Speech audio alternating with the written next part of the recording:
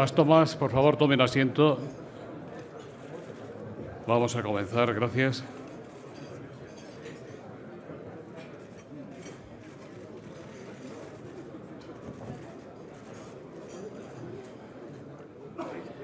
Excelentísimas e ilustrísimas autoridades, señoras y señores, como presidente de Nueva Economía Forum, tengo el placer de darles de nuevo la bienvenida al Foro de la Nueva Economía,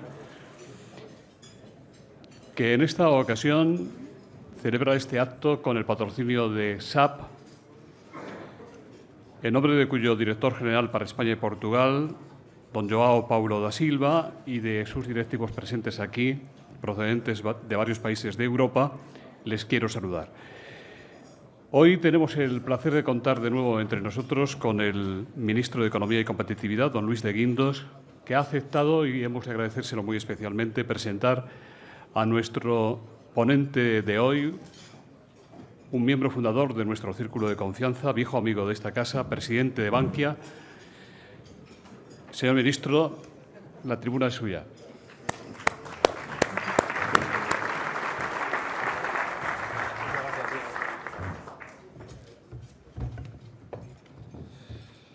Buenos días a todos. Es para mí un placer y un privilegio presentar hoy a José Ignacio Bellugolzarri. Y voy a dar una serie de razones para ello, algunas creo que objetivas, absolutamente objetivas, otras que creo que también son más personales. Bueno, empezando por las objetivas, yo creo que José Ignacio pertenece a esa clase de banqueros, antes lo que se denominaba la estirpe de banqueros de una forma relativamente cursi, muchos de ellos vascos, educados en Deusto, cuyos nombres todos tenemos en la cabeza, que llevaron la banca española, la banca comercial española, a los máximos niveles desde el punto de vista de la reputación. Se basaban en principios como la profesionalidad, el bien hacer, la austeridad, la transparencia, la prudencia. Son principios que, por desgracia, en algunas ocasiones, pues perdimos. Y eso tiene que ver bastante con una parte sustancial de la crisis financiera que hemos vivido en España.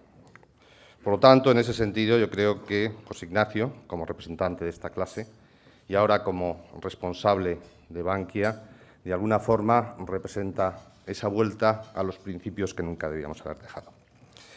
En segundo lugar, el segundo motivo de agradecimiento y de alguna forma de pues, satisfacción por estar aquí presentando a José Ignacio es porque efectivamente José Ignacio se hizo cargo de Bankia en un momento muy difícil. En un momento en el cual, como muchos de ustedes saben, Bankia era parte del problema de la economía española. Hoy, sin embargo, Bankia es parte de la solución de la economía española. Por lo tanto, es un cambio sustancial. Es un cambio en el cual Bankia, durante estos 18 meses redondos en los cuales José Ignacio ha sido responsable de la entidad, pues ha ido en paralelo con lo que ha sido la reestructuración y el saneamiento del sistema financiero español. Yo siempre suelo decir que lo más importante, lo que más he aprendido de estos 18 meses, que como saben ustedes han sido intensos, en los cuales ha habido de todo, ha habido momentos difíciles, momentos más fáciles, momentos más agradables, es que la transparencia ha sido mucho más importante que el capital o que incluso las provisiones, si me permiten ustedes. El verdadero déficit que tenía, de alguna forma, nuestro sistema financiero hace 18 meses era un déficit de transparencia. La percepción de la situación era mucho peor que la realidad de la situación. Lógicamente, esto ha afectado de una forma muy sustancial, como decía anteriormente, pues a Bankia. Y creo que José Ignacio también participa de este concepto de la transparencia. Un concepto que yo creo que hay que aplicar en todas las esferas de la vida, no solamente económica, sino política y social de nuestro país. Es un principio que se basa fundamentalmente en la profesionalidad, y creo que José Ignacio lo ha puesto de manifiesto con el equipo que se ha rodeado, con su Consejo de Administración, y también con el buen gobierno. Hoy Bankia es una entidad completamente distinta a la que teníamos hace 20 meses, 18 meses. Es solvente, ha llevado a cabo un proceso de reestructuración, tiene liquidez y está en el camino de ser rentable. El futuro de Bankia, como ocurre con el resto del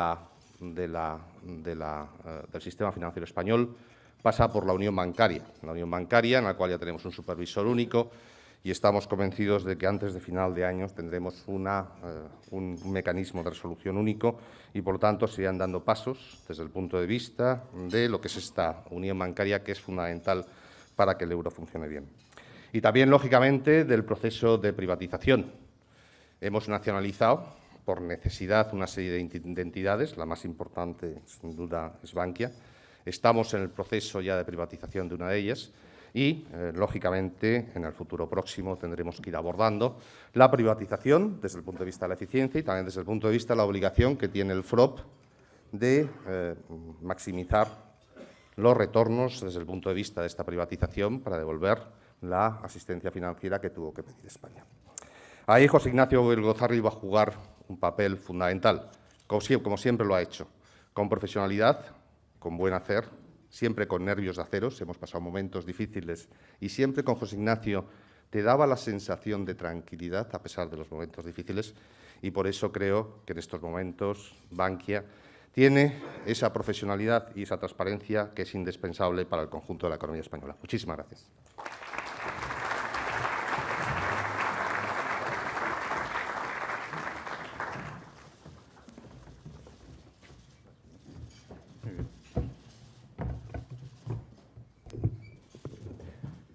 Muy bien, pues muy buenos días a todos, queridos amigos y amigas.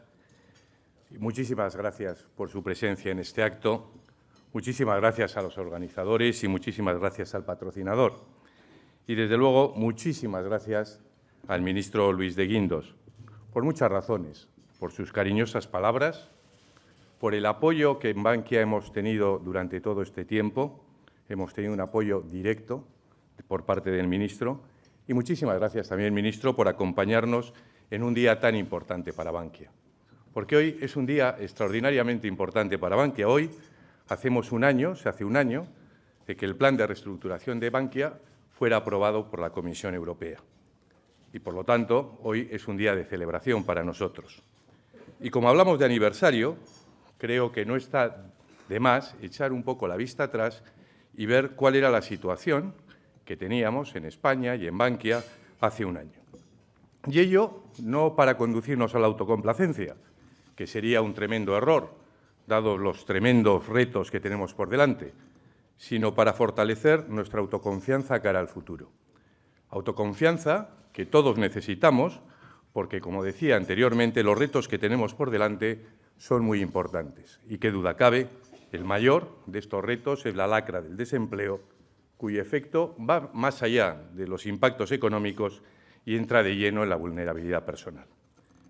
Y decía autoconfianza porque en estos últimos meses ha habido un cambio radical en la percepción exterior de la economía española. Y me van a permitir que apunte simplemente 3 datos. Hace exactamente un año, nuestra prima de riesgo estaba en 397 puntos básicos. Unas semanas antes había estado en 630. Hoy, como conocen todos ustedes mejor que yo, estamos claramente por debajo de los 250 puntos básicos. El año pasado, en los 8 primeros meses del año, se registraron en nuestro país salidas netas de capital por valor de más de 250.000 millones de euros, por valor de más del 25% de nuestro PIB. En los 8 primeros meses de este año, las entradas netas se han acercado a los 40.000 millones de euros.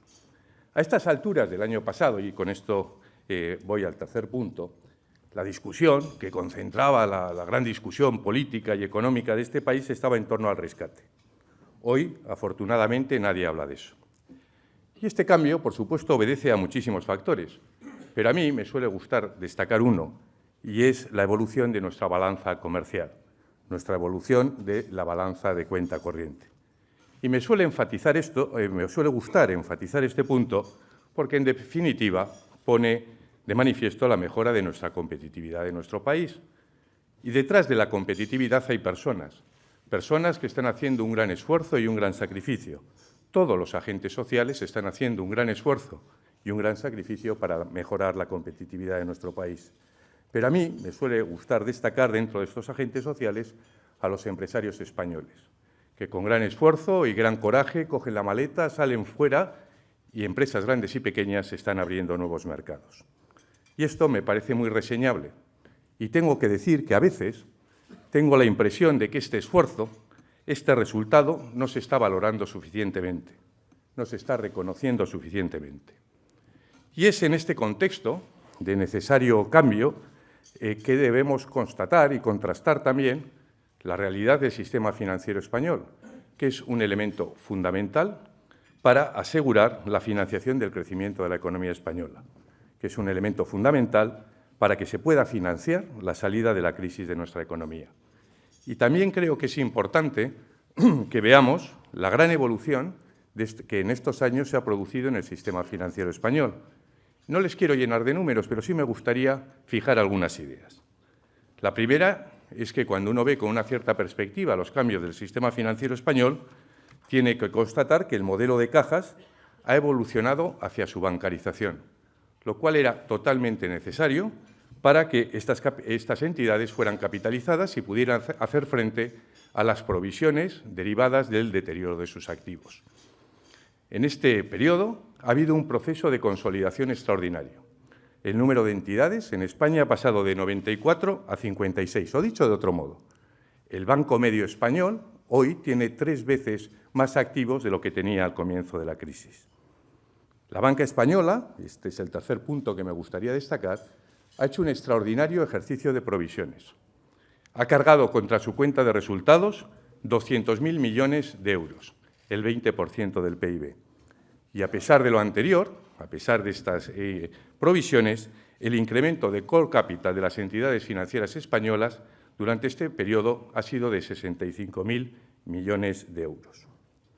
Es cierto que las ayudas públicas concentradas en el sector de cajas han contribuido a esta mejora, pero a mí también me suele gustar recordar elementos de comparación con otros países. Me suele gustar recordar que mientras las ayudas públicas medidas sobre PIB en España han sido algo más del 5%, en el Reino Unido han sido del 7%, en Alemania del 11%, y ello por no hablar de los países periféricos. Y paralelamente, dentro de esta reestructuración, las entidades financieras han comenzado con un esfuerzo de conversión muy importante. En el periodo de crisis, el número de trabajadores de la banca española ha disminuido en 58.000 personas, un 21%. El número de oficinas ha disminuido en 7.600, un 17%. Y, desde luego, este esfuerzo de reestructuración debe continuar. Este cambio, en general, del sistema financiero, que he intentado resumir con estos puntos, debe continuar, por supuesto que sí, pero honestamente pienso que lo que hemos hecho es más de lo que nos queda por hacer. Y esta es la razón por la que creo que las entidades españolas están bien preparadas para los estrés test que debemos afrontar el próximo año. Pues bien, a la hora de analizar toda esta evolución, hay una persona clave en su desarrollo, y esa persona es el ministro Luis de Guindos, que ha pilotado pues, esta compleja ruta durante los 2 largos años que hemos pasado. Y es en este contexto de cambio del sistema financiero español en el que me gustaría compartir con todos ustedes pues, la realidad de Bankia, los planes que hemos desarrollado, los resultados que estamos consiguiendo y nuestras aspiraciones, nuestros objetivos cara al futuro. Yo, como todos ustedes saben, fui nombrado presidente de BFA y de Bankia en mayo del año pasado, el 9 de mayo exactamente del año pasado. Y recordarán ustedes muy bien que BFA y Bankia estaban en una situación muy delicada entonces. En el muy corto plazo, nosotros teníamos 3 retos muy claros. En primer lugar, teníamos que conseguir unas cuentas auditadas de la entidad. En segundo lugar, responder al requerimiento que el Banco de España me hizo el mismo día de mi nombramiento para que presentara a la mayor brevedad un plan de capital y saneamiento. Y, finalmente, teníamos el tercer reto muy importante, el de cambiar el gobierno corporativo de la entidad. Permítanme que la descripción de nuestra actuación empiece por este punto, por el punto del gobierno corporativo, porque tengo para mí que un buen gobierno corporativo, no en las palabras, sino en las realidades, es clave para la sostenibilidad de un proyecto que aspira a ser excelente. Y si esto es así, en términos generales, lo es muchísimo más en una entidad de las características de Bankia. Por ello, el 25 de mayo del año 2012, se nombró en Bankia un nuevo consejo formado por personas de reconocido prestigio empresarial, con el objetivo de conseguir, pues eso, una gestión profesional y no politizada. Además, el nuevo consejo, en una de sus primeras decisiones, decidió cambiar la política de nombramientos de consejeros en nuestras subsidiarias y filiales. La consecuencia de esta política, del cambio de esta política, fue que redujimos en 800 el número de consejeros externos y que nos ahorramos 7 millones de euros anuales en dietas. Además del impacto cuantitativo, para nosotros, desde el punto de vista cualitativo, esto era muy importante, porque era un mensaje externo, pero sobre todo interno. Y es que entonces ya sabíamos que íbamos a emprender un plan de reestructuración muy exigente dentro de nuestra organización. Y, por lo tanto, para eso había que empezar por arriba, porque desde arriba debe venir el ejemplo. Y estos cambios en el gobierno corporativo que hicimos entonces los hemos continuado a lo largo de estos meses.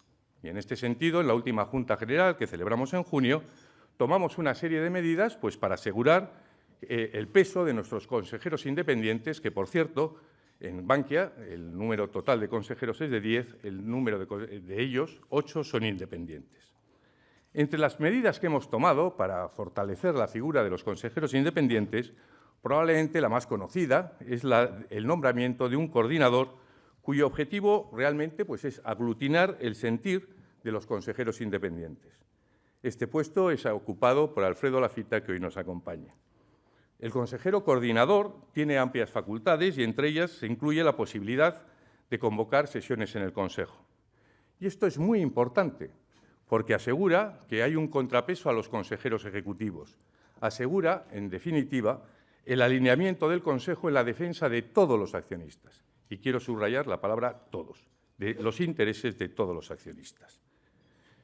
Yo, al hablar del Gobierno corporativo y del Consejo, siempre suelo decir que estoy profundamente agradecido del Consejo por su contribución.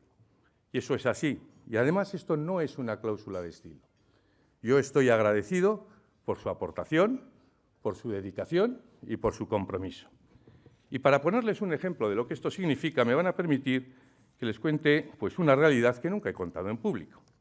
Miren, hace un año, cuando nosotros empezamos a pensar en la constitución y en la configuración del nuevo Consejo, decidimos hacerlo de una manera muy profesional y, por lo tanto, nos apoyamos en un headhunter.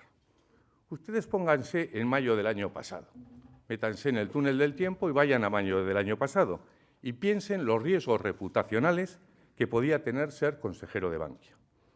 Pues bien, cuando me entrevisté con los consejeros preseleccionados, que por cierto algunos yo no conocía personalmente, nadie me dijo que no. Todos dieron el paso adelante. Pero es más, una vez puestos en sus puestos, pues se encontraron en un mundo de tremendos cambios, de tremendas incertidumbres sobre las decisiones que teníamos que tomar. Es lo que solíamos denominar entonces, y seguimos denominando, las emociones que siempre tenemos en Bankia. Pues bien, en esa época, y lejos de dimitir, lo que hubiera sido también bastante entendible, tuvimos la máxima actividad del Consejo. En esa época tuvimos más de 24 reuniones exactamente, tuvimos 24 reuniones del Consejo porque ciertamente la compleja situación que teníamos lo requería. Es por ello, por lo que comprenderán todos ustedes, que cada vez que hablo del Consejo me veo en la obligación moral de expresar mi máximo reconocimiento.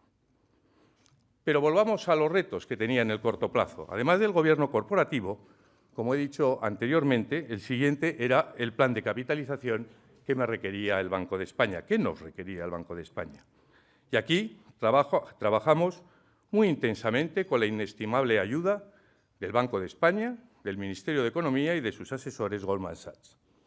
Y más allá de las technicalities, el tema fundamental a la hora de enfrentarnos al plan de capitalización era un tema de enfoque. Y llegamos a la conclusión que en ese enfoque debía tener una referencia fundamental y esa referencia tenía que ser el realismo. Teníamos que ser estrictamente realistas. Entendimos entonces que la mayor aportación que podíamos hacer al proyecto y a España era ser muy realistas en nuestros diagnósticos. Entendimos entonces que la falta de realismo, el estar por detrás de los acontecimientos y de los requerimientos del mercado, se había demostrado que a medio plazo no soluciona nada y, además, creaba una enorme desconfianza. Y ese error, dada la importancia de Bankia, nosotros no nos lo podíamos permitir. Es por ello que hicimos unos requerimientos de capital que posteriormente fueron refrendados, lo recuerdo, por los stress test y por el Banco Central Europeo.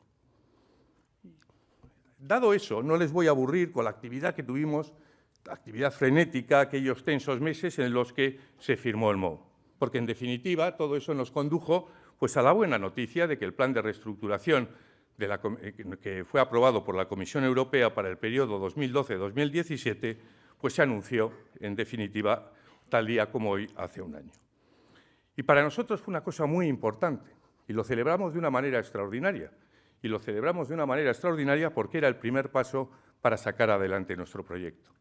El plan de reestructuración, en definitiva, lo que conseguía es hacer de Bankia un banco solvente y bien capitalizado, lo cual, además, para nosotros entonces era extraordinariamente importante, porque como pasa el tiempo, pero entonces nuestra principal preocupación era el que teníamos que conferir seguridad a nuestros depositantes.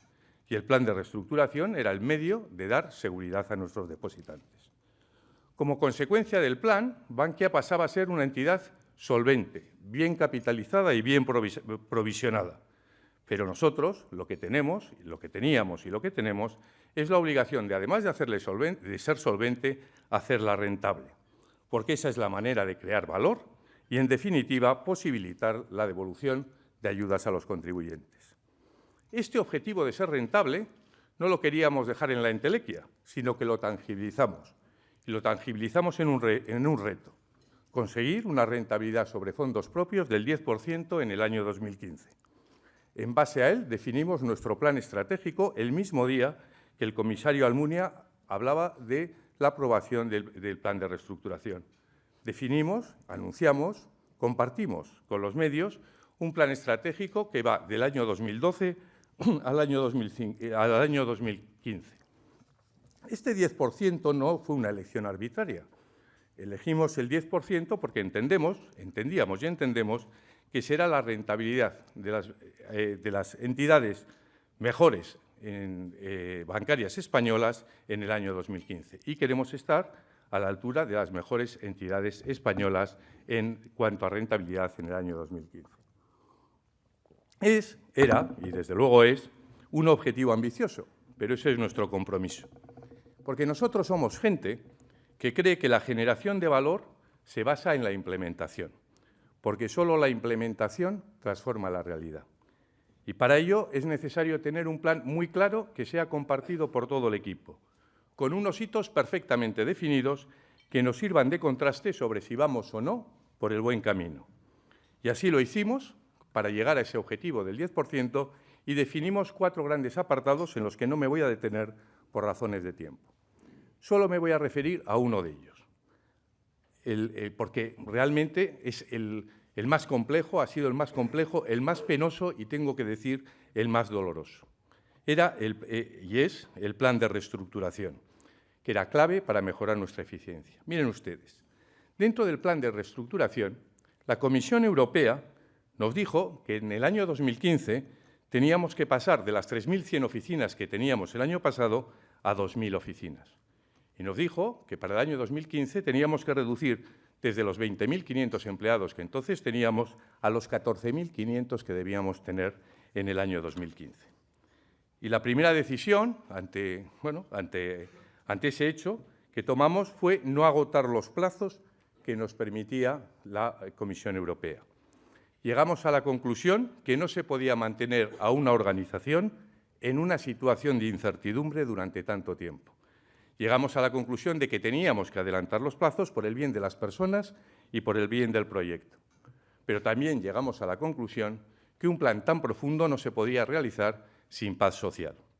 Y por eso, para Bankia fue un día clave el 8 de febrero del presente año, donde firmamos un acuerdo con los representantes de los trabajadores. Yo lo he dicho muchas veces y lo vuelvo a repetir. estoy muy reconocido y además muy agradecido a la contribución de todos para que el ERE fuera una realidad. Le estoy muy agradecido a los sindicatos por su responsabilidad, a las personas que han salido de Bankia por asegurar 14.500 puestos de trabajo, y estoy muy agradecido también a las personas que siguen en Bankia por el esfuerzo salarial que han realizado. Con esta base de la paz social y teniendo en cuenta que en marzo ya conseguimos la integración de todas las plataformas informáticas de las antiguas cajas de ahorro, comenzamos el proceso de cierre en el mes de abril. Decidimos también que cada vez que cerrásemos un proceso de reestructuración en las distintas territoriales íbamos a cambiar la marca, porque terminado el proceso, la referencia solo tenía que ser una. Nos teníamos que olvidar del pasado, la referencia tenía que ser Bankia. Y así, entonces, en este contexto, anunciamos nuestra intención de anticipar el plan que nos había impuesto la Comisión Europea, que, le recuerdo, era reducir personas y oficinas hasta el año 2015, decidimos y compartimos con el mercado que nuestra decisión era adelantar del año 2015 al primer trimestre del año 2014. Como se pueden imaginar, esto es una tarea de enorme complejidad, pero a medida que fuimos viendo los resultados positivos que estábamos teniendo en este plan de reestructuración, decidimos adelantar todavía más el plazo que nos habíamos puesto para culminar el cierre de las oficinas. Nuestra propia red, de hecho, nos instaba a adelantar y acelerar el proceso. Pues bien, hoy puedo decir con una tremenda satisfacción que la semana pasada, el 21 de noviembre, terminamos con el cierre de oficinas en Bankia. 9 meses después de lanzarlo, recuerdo que fue el mes de abril, y con 2 años de adelanto respecto al plan impuesto por la Comisión, hoy podemos decir que el plan está terminado. Creo que este hito es extraordinario, y lo digo desde la humildad, porque creo que no tiene parangón en el sistema financiero europeo, ni por su magnitud, ni por la celeridad del proceso, por la celeridad en el que el plan ha sido implantado. Y este plan de reestructuración, además de penoso, pero muy rápido y muy exitoso, nos ha traído 2 buenas noticias, 2 muy buenas noticias. En primer lugar, la fidelidad de nuestra base de clientela. Yo estoy profundamente agradecido a nuestros clientes por su confianza incluso en los momentos más difíciles. De hecho, cuando me reúno con clientes, y lo hago además muy a menudo, siempre comienzo con este agradecimiento. Y como en el caso de los miembros del Consejo, esto no es una mera cláusula de estilo, sino es un sentimiento muy implantado en todos nosotros. La segunda buena noticia es que cuando terminamos el plan de reestructuración en una determinada territorial y cambiamos la marca, y por lo tanto están fijadas las oficinas que van a continuar y fijados los equipos directivos que van a liderar el proceso, estamos teniendo una recuperación de actividad muy sobresaliente. Y esto es lógico, porque en definitiva para nuestros equipos comienza una etapa tremendamente ilusionante y en la que las incertidumbres quedan atrás. Y si esto es así desde el punto de vista del plan de reestructuración y las entregas que estamos haciendo desde el punto de vista de cierre y de reestructuración de nuestra entidad, por la parte del desarrollo estratégico referida por los resultados, pues también vamos respecto al camino marcado.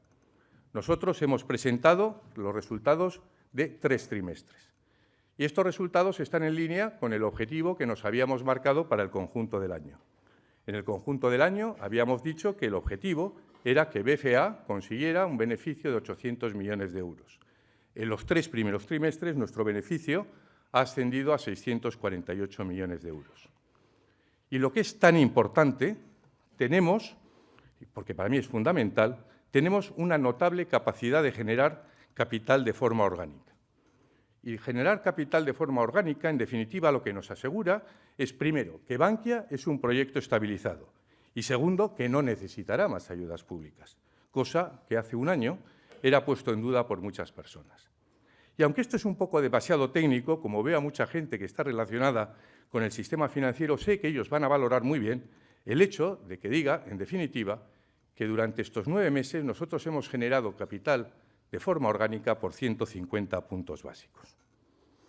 En definitiva, vamos por el buen camino, pero lógicamente nos queda mucho camino por andar. De hecho, en Bankia el pasado, presente y el futuro se confunde permanentemente, porque como dijo una vez uno de nuestros consejeros, y nosotros repetimos siempre, es que en Bankia va todo muy, muy rápido. Y esta velocidad a veces no nos da tiempo a valorar lo que hemos hecho, porque estamos totalmente obsesionados y somos conscientes de que todavía nos quedan muchas cosas por hacer. Y este es nuestro foco actual. Y es por ello que quiero aprovechar esta tribuna para compartir con todos ustedes cuáles son nuestras aspiraciones cara al futuro. Y nuestra primera aspiración es muy simple. De la misma manera que en el año 2013 podíamos decir que ha sido el año de la reestructuración, queremos que el año 2014 sea el año de la normalización, aunque nos haga menos glamurosos y concitemos menos atención.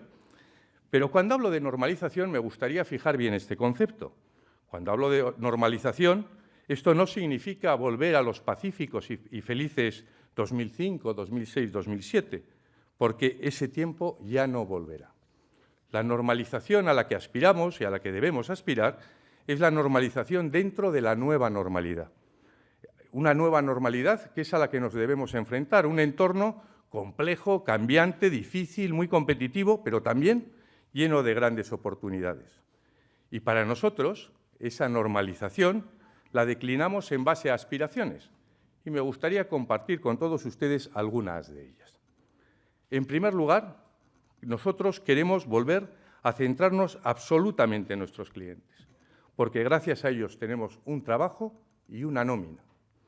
Y para ello, además de asentar, por supuesto, nuestras oficinas, estamos desarrollando un catálogo de productos muy competitivo, pero basado en la sencillez, en la transparencia y en el hecho de que deben responder a auténticas necesidades de nuestros clientes, porque esta es la mejor forma de preservar la integridad en la relación con ellos, con nuestra base de clientela. Y como ejemplo, queremos conseguir una radical simplificación de todos nuestros contratos y queremos que eso sea una realidad en el primer trimestre del año que viene, porque la cercanía a nuestros clientes debe ser nuestra máxima. En segundo lugar, y también con el objetivo de servir mejor a nuestros clientes, queremos innovar en nuestros canales de distribución. Debemos hacer de la necesidad este plan de reestructuración tan abrupto virtud, porque tras los esfuerzos que hemos hecho, tras la reducción de la red y la mejora de la eficiencia, debemos aspirar a no movernos por los caminos convencionales. Debemos innovar. Tenemos una enorme oportunidad de diferenciarnos de nuestra competencia, porque ellos, necesariamente, y a otros ritmos, probablemente, deben recorrer el camino de reestructuración en la línea de lo que nosotros hemos recorrido.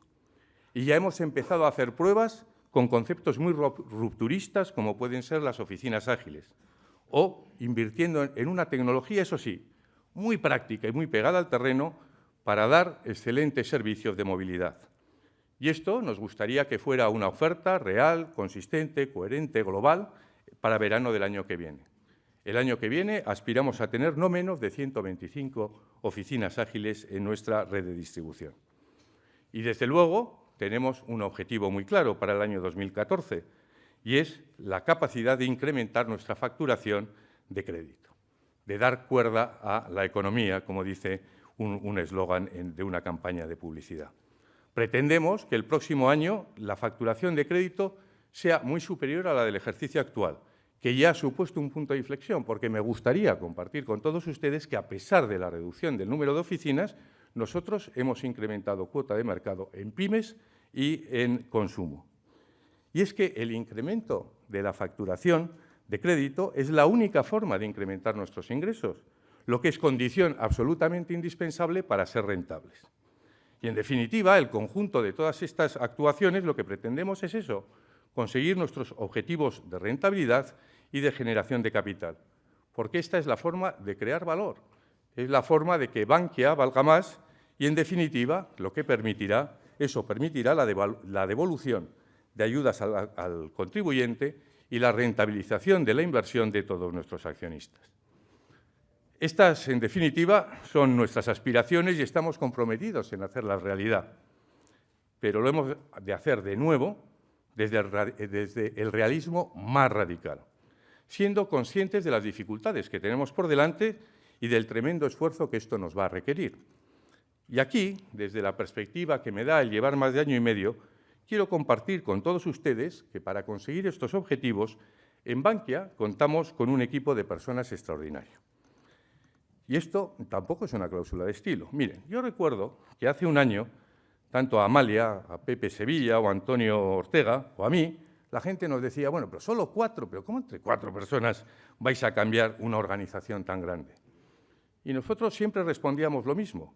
Nuestra obligación era aflorar el talento porque estábamos seguros que ese talento existía en nuestra organización. Estábamos convencidos de que eso era así. Eso hace un año y medio era una presunción. Hoy es una realidad, porque es una realidad que ese talento ha aflorado, que está aflorando y que Bankia cuenta con un equipo de profesionales extraordinario que está dando la vuelta a esta organización, está transformando esta organización. Y son ellos realmente la base de mi enorme confianza en el futuro de este proyecto. Lo digo siempre y lo digo interna y externamente porque creo firmemente en ello. En definitiva, y con esto acabo, somos muy conscientes del enorme camino que nos queda por recorrer. Y somos muy conscientes de que este camino no está exento de riesgos, por supuesto que no. Obviamente, para que se cumplan nuestras aspiraciones, nos debe acompañar la actividad económica, sobre cuyo punto soy razonablemente optimista.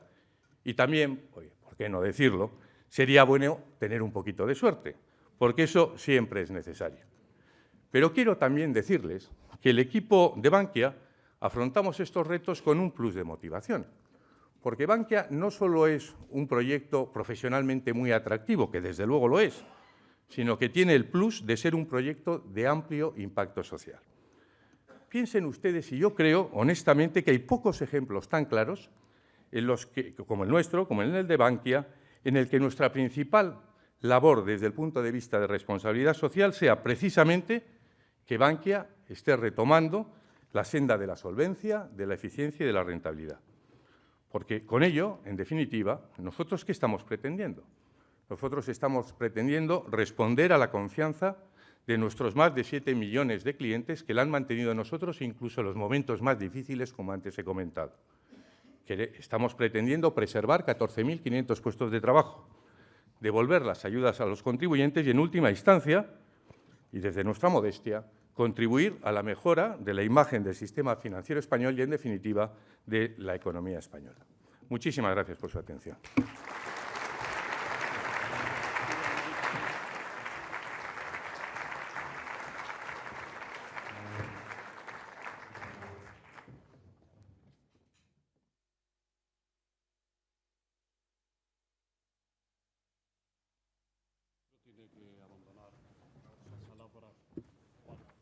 No se oye.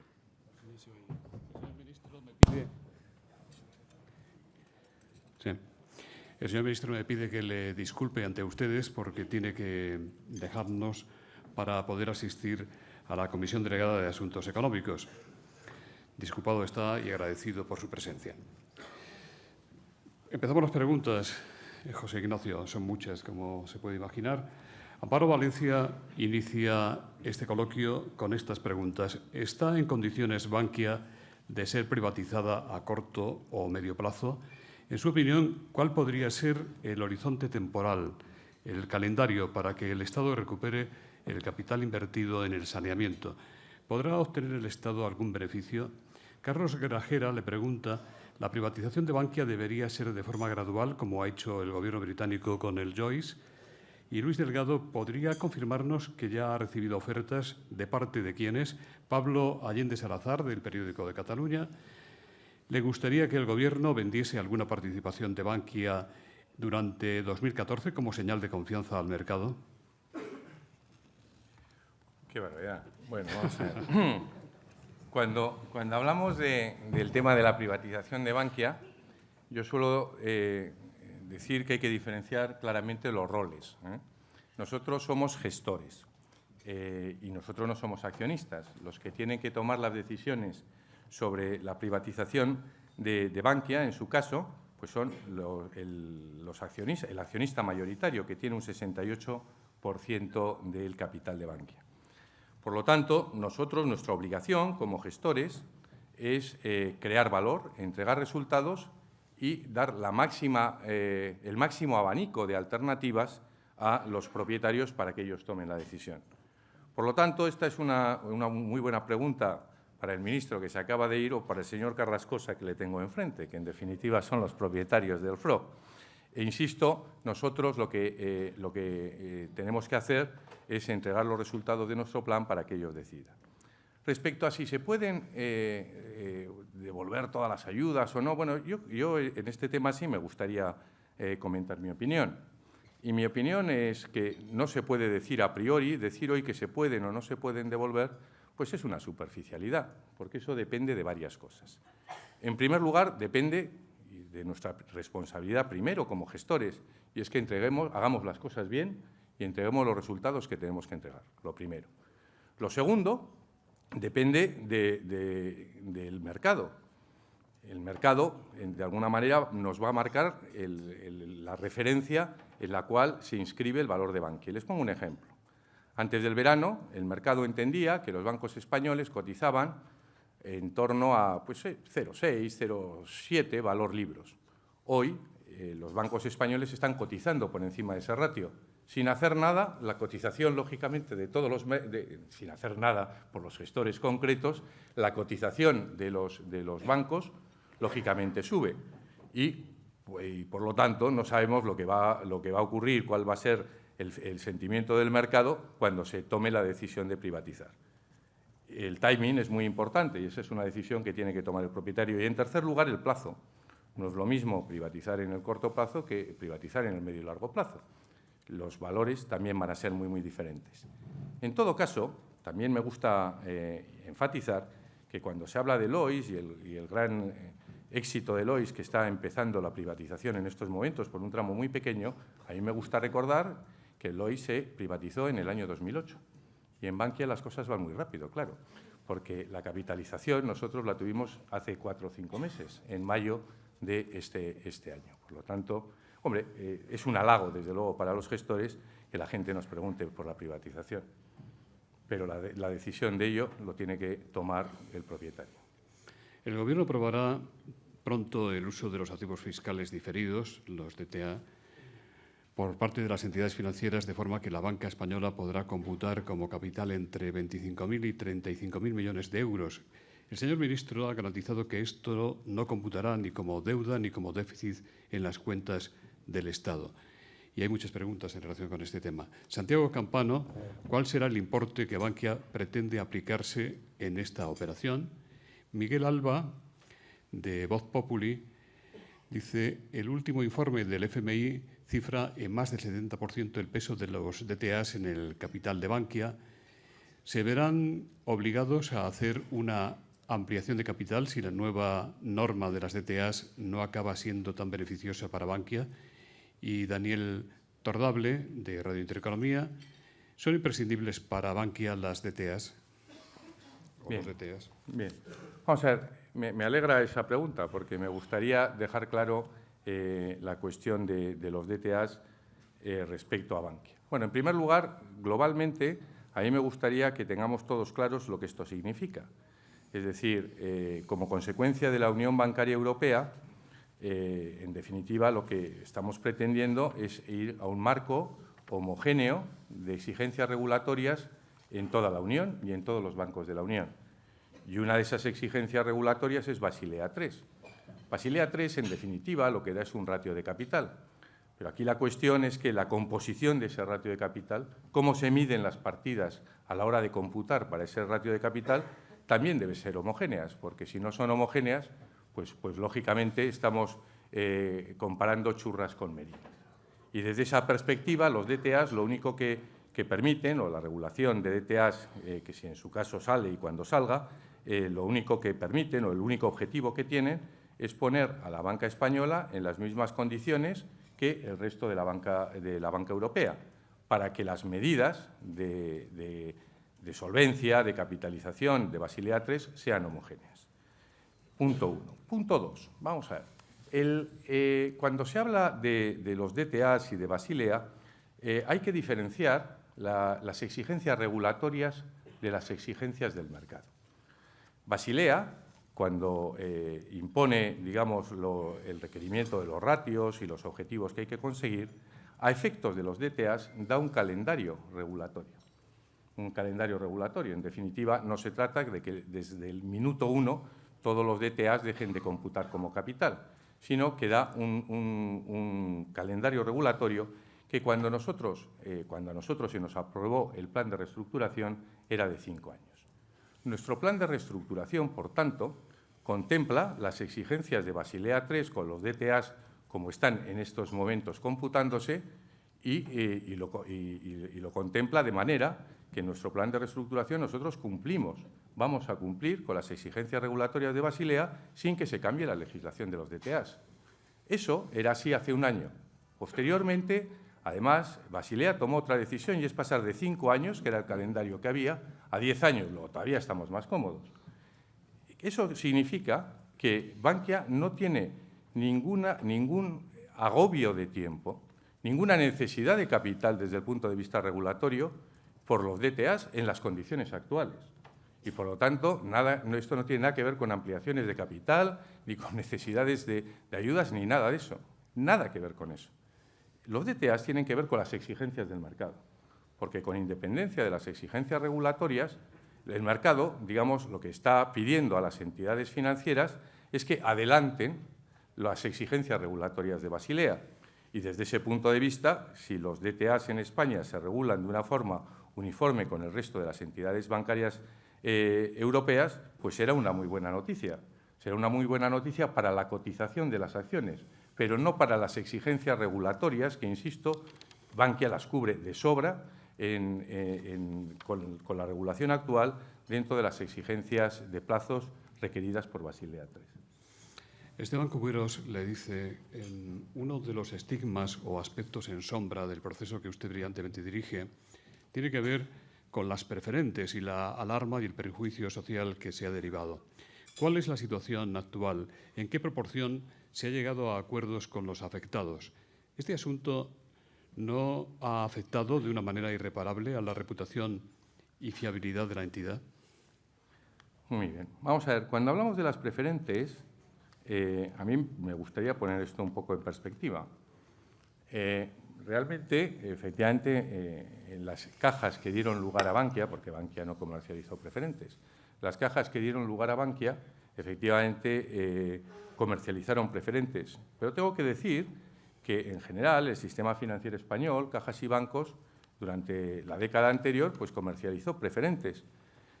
¿Por qué no ha habido ruido con las preferentes en otras entidades y solo en las nacionalizadas? Porque por las exigencias de la Comisión Europea. Es decir, en las entidades que no han recibido ayudas, pues la solución a las preferentes han sido soluciones privadas y han sido unas soluciones razonables para todos. Pero la Comisión Europea nos impuso a la banca nacionalizada, a Bankia en concreto, una serie de descuentos con las preferentes.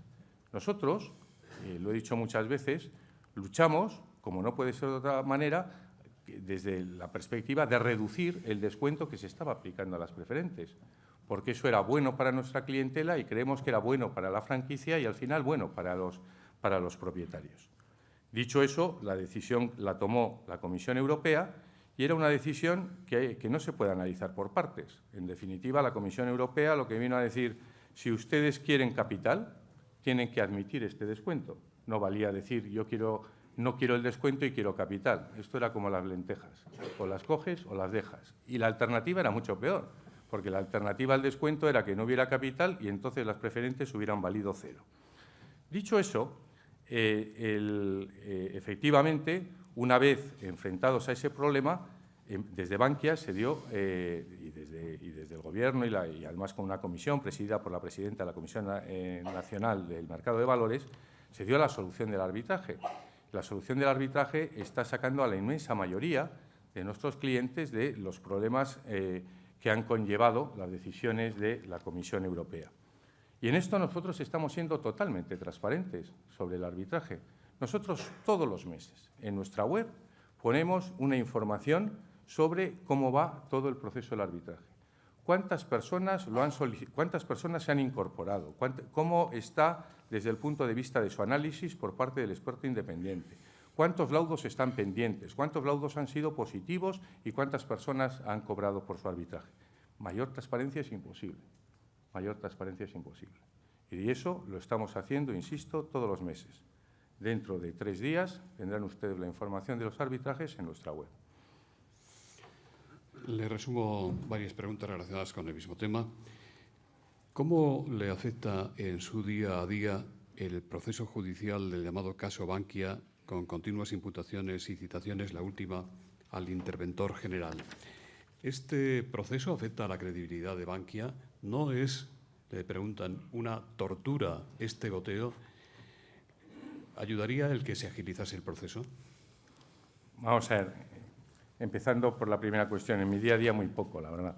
En mi día a día afecta muy poco. Nosotros, en este tema, pues lógicamente nuestra situación y nuestra actitud, como no puede ser de otra manera, es la de colaboración total con la justicia y respeto absoluto a sus decisiones. Por supuesto que sí. Dicho eso, a nosotros, pues lógicamente, si pudiéramos pedir algo, pediríamos celeridad. Celeridad en el proceso y celeridad en las decisiones. Sería muy bueno para todos. Pero dicho eso, no puedo decir otra cosa. O sea, nada más que decir nuestra absoluta disposición a colaborar con la justicia. E insisto que desde el punto de vista mediático creo que tuvo una influencia muy relevante hace un año y, lógicamente, como siempre pasa en estas cuestiones, desde el punto de vista de impacto en la franquicia, pues su impacto es clarísimamente decreciente a medida que pasa el tiempo. Francisco García Robles dice, se sigue un proceso judicial contra Deloitte por su actuación, por un lado como auditora y por otro como consultora de Bankia. ¿Ha reclamado o va a reclamar usted a esa firma una indemnización por daños y perjuicios, además de la depuración de presuntas responsabilidades penales en su caso? No, en absoluto. Nosotros hemos opinado siempre, y lo seguimos opinando, que la relación que nosotros hemos tenido con Deloitte, su actuación siempre ha sido profesional, muy profesional. Carles Castelnou, de TV3, le pregunta, con la perspectiva del tiempo pasado, ¿qué opinión le merece la gestión de sus antecesores, señores Rato y Blesa? ¿El problema de Bankia fue su fusión? Vamos a ver, yo lo que creo es que las contestaciones respecto... Yo comprendo que en temas como los problemas de Bankia la gente busque soluciones muy sencillas y respuestas muy sencillas, y si son binarias todavía mejor. Pero la verdad es que una situación como la situación que se vivió en Bankia pues tiene muchas razones que además no se concretan en un corto espacio de tiempo.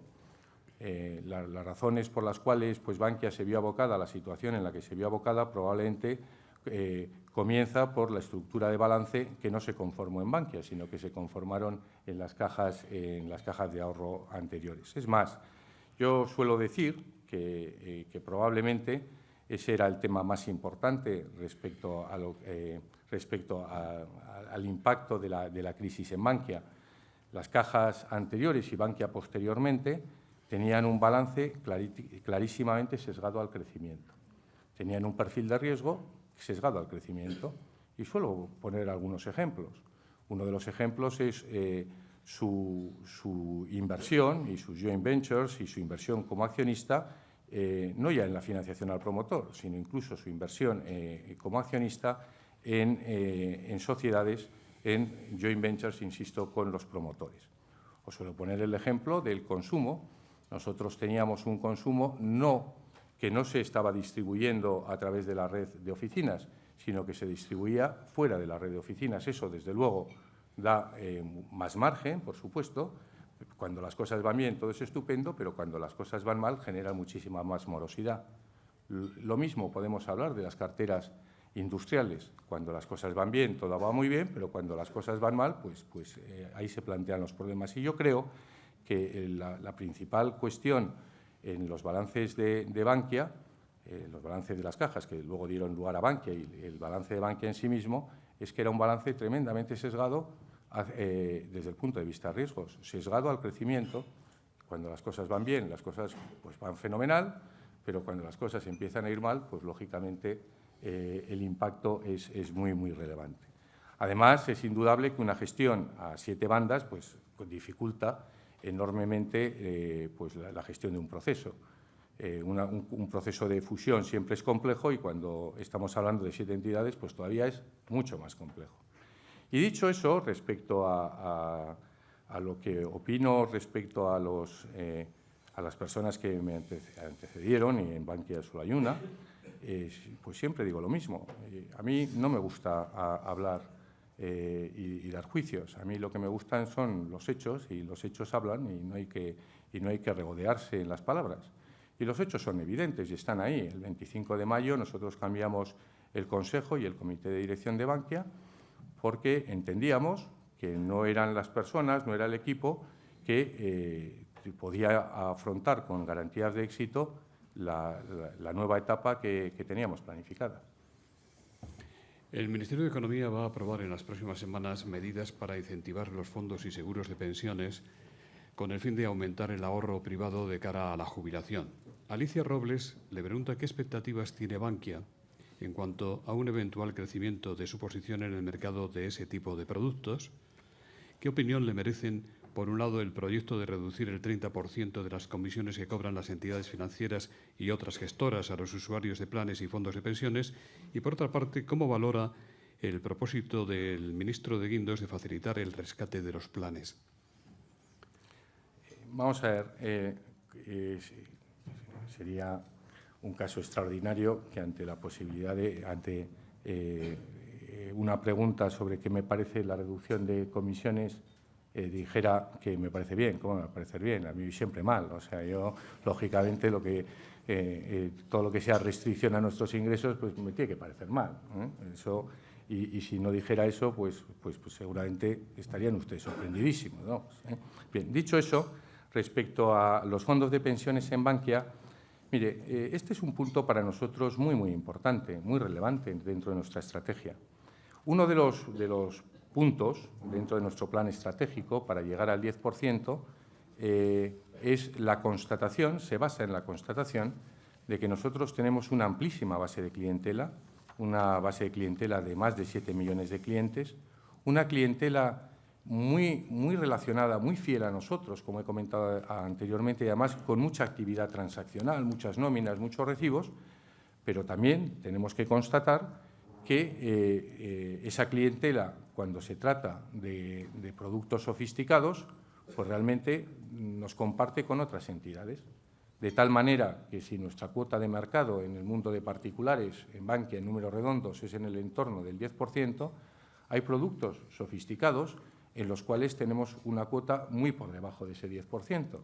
Y ahí tenemos ejemplos, como pueden ser las tarjetas de crédito, como pueden ser los fondos de inversión y, desde luego, los fondos de pensiones. Y es por ello que, para nosotros, dentro de nuestro plan, el reposicionamiento de Bankia en el mundo de fondos de inversión y de fondos de pensiones es absolutamente básico. Lo hemos comenzado en fondos de inversión. Durante este año, a pesar de la disminución de las 1.000 oficinas, hemos incrementado nuestra cuota en fondo de inversión. Y en estos momentos estamos en una campaña muy focalizados para intentar empezar la mejoría de nuestro posicionamiento en fondos de pensiones. Eso no lo vamos a hacer en un mes, pero desde luego dentro de nuestro plan estratégico nuestro objetivo es incrementar claramente la cuota que tenemos porque está debajo de la cuota que nos corresponde. Para cambiar de tema, señor presidente, el pasado lunes el gobernador del Banco de España fue rotundo al afirmar que las entidades financieras catalanas irían a la quiebra en caso de que se consumara la secesión de Cataluña. ¿Cómo lo ve usted? Claudio Valencia le pregunta qué posición, qué intereses tiene Bankia en Cataluña ahora. ¿Va a mantenerlos así? ¿Ha notado algún tipo de disminución del volumen de operaciones y de depósitos como consecuencia de ser Bankia una entidad española nacionalizada? ¿Teme qué pueda ocurrir si, como parece, continúa y se agrava en los próximos meses la deriva independentista? Bueno, comenzando por lo que nosotros hemos sentido y hemos visto en Bankia, tengo que decir que nosotros no hemos apreciado en absoluto ningún tipo de disminución de nuestros depósitos ni de nuestro volumen de negocio en nuestra actividad en Cataluña. Ninguno, en absoluto. Y mirando al futuro, la verdad es que el entorno que se ha descrito en algunas de las preguntas es un entorno que yo personalmente no lo contemplo. O sea, no lo contemplo, porque me parece que con independencia de los considerandos políticos, desde el punto de vista económico, pues sería una situación muy, muy mala, tanto para Cataluña como para el resto de España. Y, por lo tanto, yo estoy absolutamente convencido de que esto es malo y que al final será un consenso y un convencimiento por parte de todos de que esto es malo y que no llegaremos a ese tipo de situaciones. Yo creo mucho en el diálogo y yo creo que en base a ese diálogo la situación que estamos viviendo ahora pues podrá ser solucionada, porque cualquier otra alternativa sería tremendamente mala para todos. Pedro Castillo dice, desde la perspectiva de Bankia y por lo que usted sabe de sus clientes, ¿qué valoración hace de la evolución del ahorro y del endeudamiento de las familias y empresas? Con el panorama actual, ¿puede haber crecimiento del consumo y, por tanto, del empleo? Ramón Gascón dice, ¿considera que tras los esfuerzos de reestructuración y saneamientos llevados a cabo en el sector financiero, el crédito a las pymes puede trasladarse de forma más fluida? O sea, cuando hablamos del tema del crédito, a mí, me gustaría ubicarlo y posicionarlo un poco globalmente, ¿no? En primer lugar, a mí me suele gustar recordar que nosotros estamos en una crisis de sobreendeudamiento. O sea, el origen de la crisis en la que estamos viviendo es una crisis de sobreendeudamiento y de sobreapalancamiento. Eso fue en el año 2007, ahí comienza la crisis y esa es la referencia fundamental. Yo por lo menos no sabía mucho de crisis de sobreendeudamiento. A partir de ahí hemos leído todos, toda la literatura que ha habido y todos sabemos que las crisis de sobreendeudamiento pues, son las más largas y las más penosas. Y la crisis de sobreendeudamiento, para salir de ellas, requiere pues, el desendeudamiento, que el endeudamiento baje.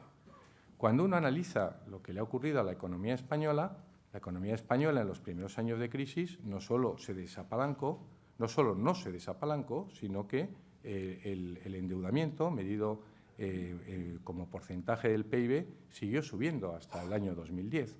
A partir de ahí estamos estabilizados en términos de endeudamiento, aunque sí es cierto que hay un comportamiento muy diferente entre el sector privado y el sector público. El sector privado ha comenzado el desapalancamiento, lo comenzó el año pasado, y la verdad es que durante estos trimestres hemos visto mucho brío en el desapalancamiento de las empresas.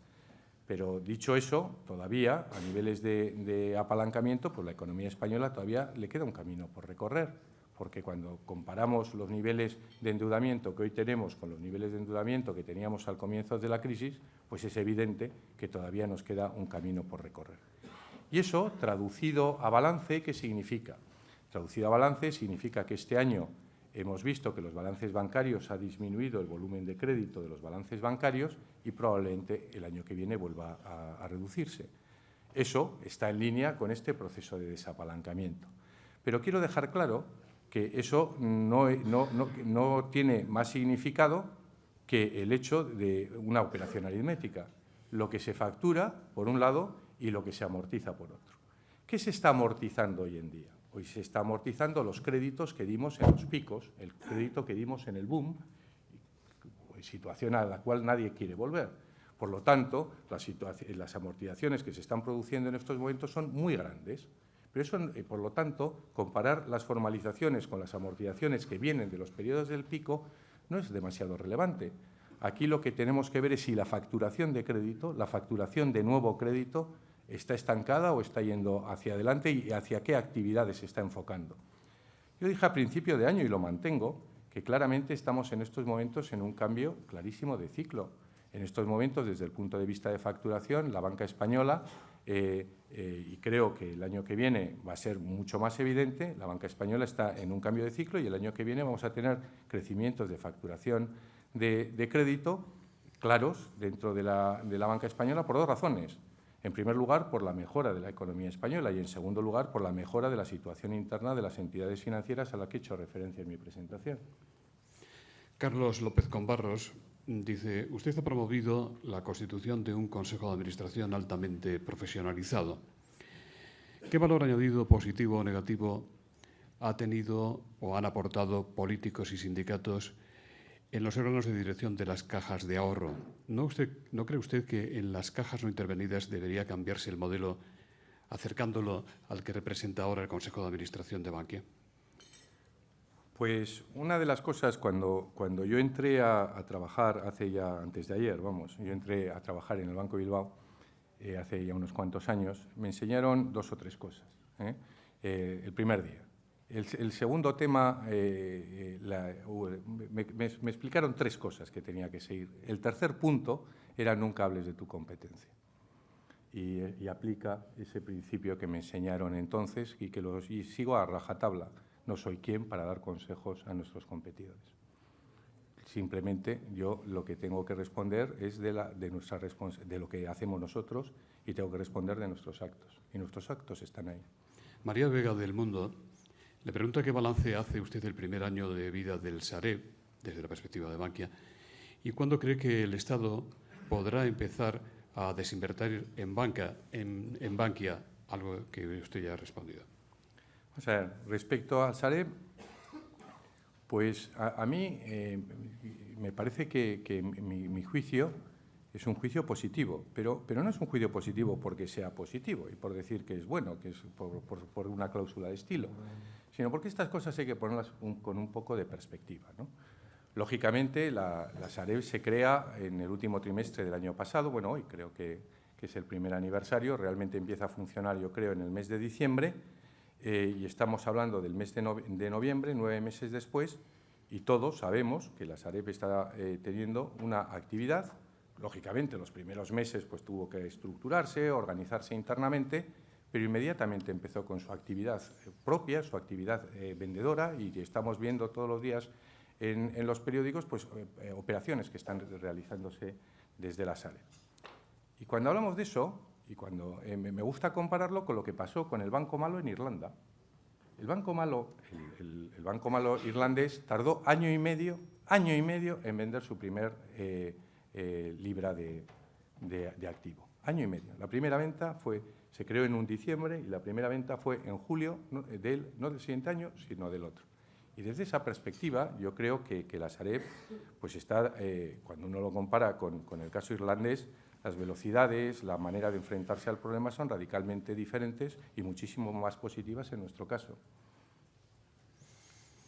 Laura Sánchez, de Dirigentes. El grupo BFA y Bankia espera ganar 800 millones al cierre de 2013. ¿Cumplirán ustedes ese objetivo? Por otra parte, ¿nos puede adelantar alguna previsión, un objetivo de resultados para 2014?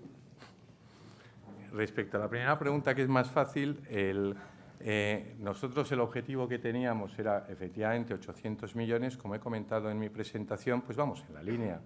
En los 3 primeros trimestres hemos presentado un beneficio de 648 millones y razonablemente, pues lo lógico es que cumplamos el objetivo de 800 millones para el conjunto del grupo BFA. Eso por un lado. Por otro lado, recuerdo que nuestro objetivo en términos de rentabilidad sobre fondos propios para el año 2015 es el 10%. Y respecto al año que viene, pues estamos en el proceso presupuestario. ¿Usted se sabe salir bien de las preguntas, recovecos? No, por Dios, en absoluto. Antonio Moreno, de Telemadrid. Con esta ya terminamos. ¿Considera que después de la privatización Bankia debería ser una opción independiente o formar parte de uno de los grandes grupos? ¿La independencia necesitaría un núcleo duro? ¿Lo tiene usted pensado? Obviamente no. Obviamente no. Pero sí, lógicamente, me remito un poco a las contestaciones que he hecho a la primera pregunta sobre privatización. Pero sí digo que a mí, con la información que tengo en estos momentos, hombre, me haría muchísima ilusión que Bankia fuera un proyecto, como se está transformando y aspira a ser, un proyecto pues muy potente, muy independiente, muy rentable y muy eficiente. Eso sería muy bueno para sus accionistas, presentes y futuros. Esa es nuestra aspiración y eso es a lo que, en definitiva, nosotros tenemos que responder. Muchas gracias. Pido disculpas por las preguntas que no le he podido trasladar por evidente falta de tiempo. y don Joao Paulo da Silva, director general para España y Portugal de SAP, que ha hecho posible este acto del Foro de la Nueva Economía, va a despedir el acto.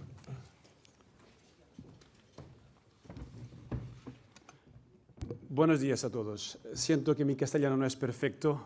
Llevo muchos años trabajando con España y para España. Creo que lo entenderéis bien.